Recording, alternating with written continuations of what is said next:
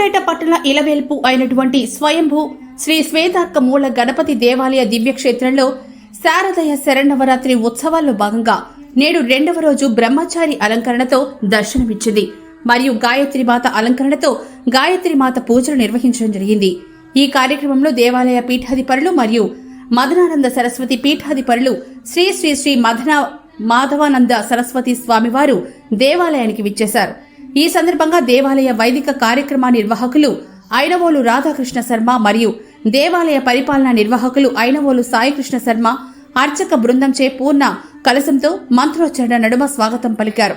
దేవాలయంలో ఉన్న అన్ని 29 దేవతామూర్తులను దర్శించుకొని ప్రధాన దేవాలయం వద్ద పూజలు నిర్వహించుకొని ప్రాతకాల సమయంలో గురుపాదుకా పూజ నిర్వహించుకొని మరియు అనుగ్రహ భాషణం అందించారు.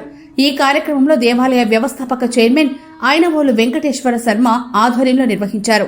ఇందులో దేవాలయ కార్యకర్తలు సీనమ్మ, రమాదేవి, ఉమాదేవి, ఉమారాణి, అరుణ, కల్పన, సునంద, కవిత, హేమలత, మంజుల, జయమ్మ, పాక పవన్ కుమార్, కమటాల భాస్కర్రావు, తుమ్మా శ్రీనివాస్, దేవలపల్లి సదానందం, జక్కు రమేష్, బుర్ర సాయిరాం, మహేష్, రాజేష్, కన్నా తదితరులు పాల్గొన్నారు.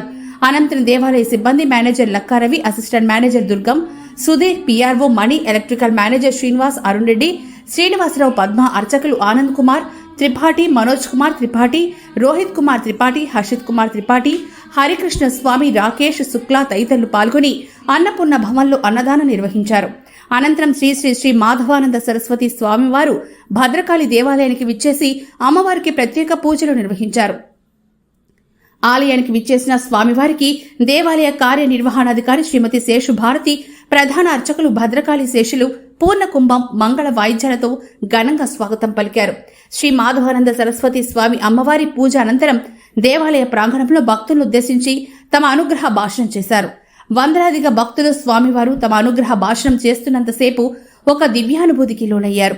శ్రీ భద్రకాళి దేవస్థానంలో దేవి శరన్నవరాత్రులు రెండవ రోజుకు చేరుకున్నాయి. అమ్మవారిని అన్నపూర్ణేశ్వరిగా అలంకరించారు. ఈ రోజు అమ్మవారికి ఉదయం బ్రహ్మచారిణి, సాయంకాలం దేవజా